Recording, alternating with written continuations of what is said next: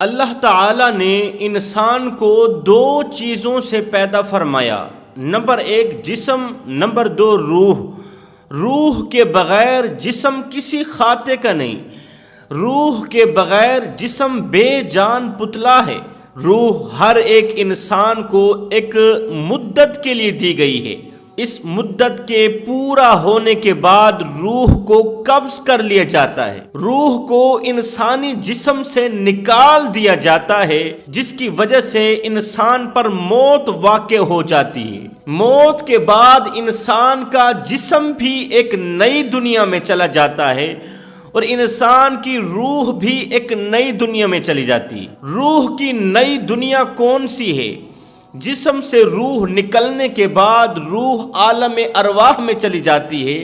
عالم برزخ میں چلی جاتی ہے اور جسم قبر میں چلا جاتا ہے،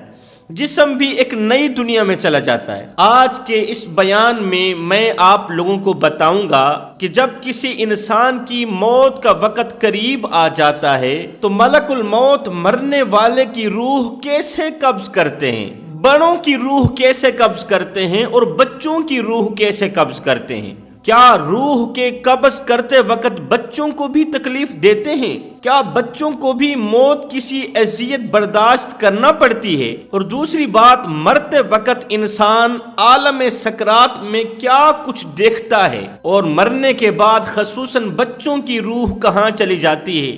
اور ملک الموت دن میں ہر ایک گھر میں کتنی مرتبہ چکر لگاتے ہیں، کتنی بار جاتے ہیں۔ محترم سامعین، جب کسی بھی انسان کا اس دنیا سے جانے کا وقت آ جاتا ہے، جب موت کا وقت قریب ہوتا ہے تو وہ انسان مرنے سے کچھ دن پہلے عجیب و غریب سی ہیبت محسوس کرنے لگتا ہے۔ اس انسان کا دل اداس سا رہنے لگتا ہے، دل بے چین رہتا ہے، دل بے قرار رہتا ہے، دل بے اطمینانی کا سبب بن جاتا ہے۔ اسے ایسے محسوس ہوتا ہے جیسے کہ سب کچھ اجڑنے والا ہے، سب کچھ تباہ ہونے والا ہے، سب کچھ ختم ہونے والا ہے، اور اس انسان کا کسی سے بھی بات کرنے کا دل نہیں کرتا۔ یہ سب کچھ اس لیے ہوتا ہے کیونکہ وہ مرنے والا ہوتا ہے، اس دنیا فانی سے رخصت ہونے والا ہوتا ہے۔ جیسا کہ حدیث پاک میں آتا ہے کہ ملک الموت ہر گھر میں دن میں 7 یا 5 مرتبہ چکر لگاتے ہیں، اور جس کی موت کا وقت قریب ہوتا ہے تو اس کی روح نکال لیتے ہیں، اس کی روح قبض کر دیتے ہیں۔ موت سے کچھ دیر پہلے، مرنے سے کچھ دیر پہلے انسان عجیب و غریب سی کیفیت میں چلا جاتا ہے جسے سکرات کہتے ہیں۔ اس عالم کے اندر انسان عجیب و غریب سی دنیا کو دیکھتا ہے۔ اس وقت مرنے والے انسان کی آنکھوں سے تمام پردوں کو ہٹا دیا جاتا ہے۔ ایک گنہگار شخص اپنی آنکھوں سے دیکھ رہا ہوتا ہے کہ اس نے دنیا میں کون کون سے گناہ کیے، دنیا میں کون کون سی خطائیں کی،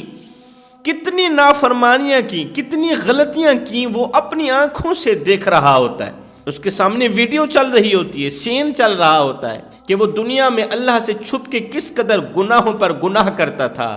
زنا کرتا تھا۔ اس وقت انسان کو پیدا ہونے سے لے کر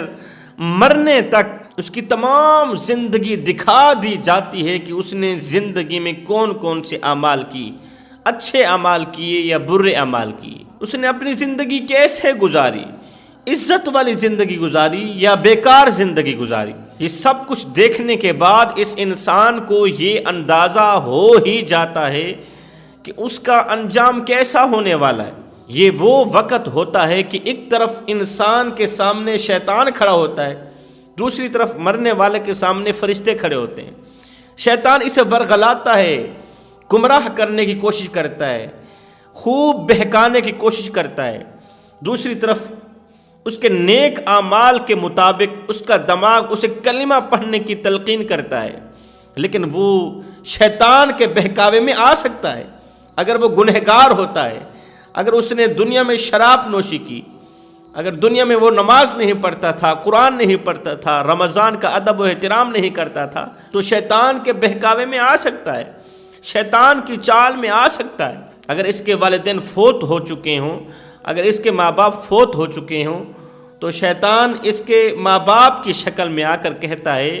او بیٹے دیکھ، ہم تمہارے ماں باپ ہیں، تیرا اچھا چاہنے والے ہیں، برا نہیں چاہنے والے۔ دنیا میں تجھے کس طرح اچھی اچھی نصیحتیں کرتے تھے، آج تیرا وقت آخر ہے، ہم تجھے تلقین کرتے ہیں کہ اسلام کو چھوڑ دے، عیسائیت قبول کر لے، کفر قبول کر لے، کیونکہ آگے عیسائیت والا دین کام آنے والا ہے، کیونکہ آگے کفر کام آنے والا ہے، اس لیے کفر اختیار کر، عیسائیت قبول کر لے، دین اسلام چھوڑ دے۔ اگر وہ گنہگار ہوتا ہے، بدکار ہوتا ہے، سیاکار ہوتا ہے، تو شیطان کے بہکامے میں آ جاتا ہے،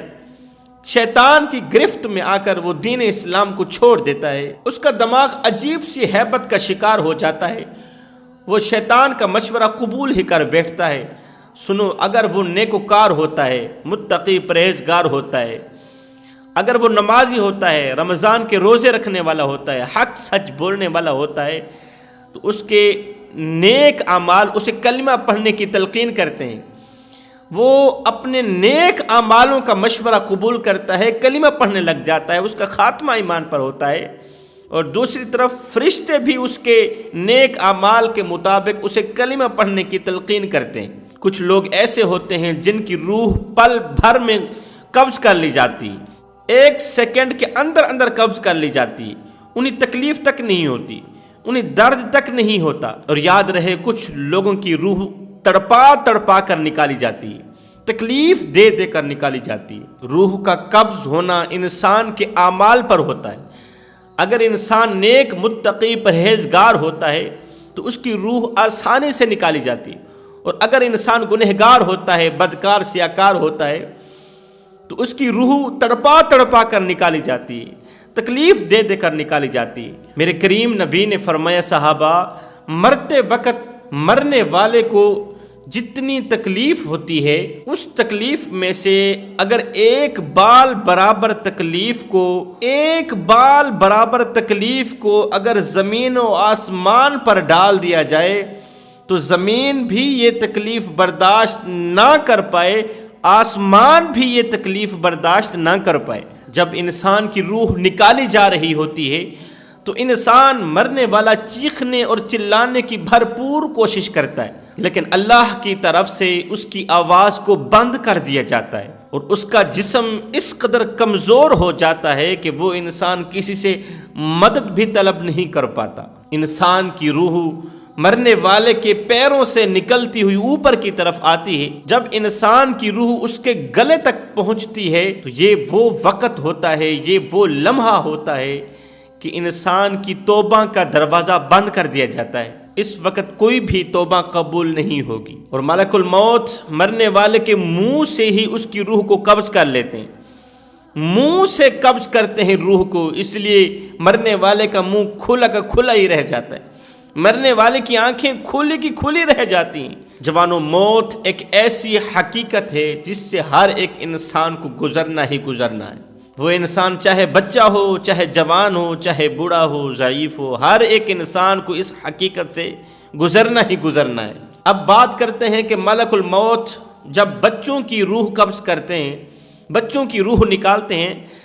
تو بچوں کے ساتھ کیسا رویہ اختیار کرتے ہیں، کیسا سلوک کرتے ہیں؟ کیا بچوں کو بھی اس قدر تکلیف ہوتی ہے جس طرح بوڑھے انسان کو تکلیف ہوتی ہے موت کے وقت؟ یاد رہے، ملک الموت ہر معصوم بچے کی روح کو بڑی ہی نرمی سے قبض کرتے ہیں، آسانی سے نکالتے ہیں، انہیں کسی قسم کی تکلیف نہیں ہوتی، کیونکہ وہ بچے معصوم ہوتے ہیں، ان بچوں نے ابھی زندگی میں کوئی گناہ کیا ہی نہیں، لہٰذا کسی بھی مسلمان کا بچہ جب فوت ہو جاتا ہے تو وہ قبر سے سیدھا جنت میں چلا جاتا ہے۔ اب جنت میں جا کر کہاں رہتا ہے؟ حضرت سیدنا ابراہیم اور اسماعیل علیہ السلام کی کفالت میں رہتا ہے، حضرت ابراہیم کی کفالت میں ہوتا ہے یہ بچہ اس وقت تک جب تک اس کے والدین دنیا سے رخصت نہیں ہوتے، اس کے والدین مرتے نہیں، اور قیامت کے دن اس بچے کو اس کے والدین کو سپرد کر دیا جائے گا۔ میرے کریم نبی نے فرمایا، معصوم بچے جب فوت ہو جاتے ہیں تو یہ والدین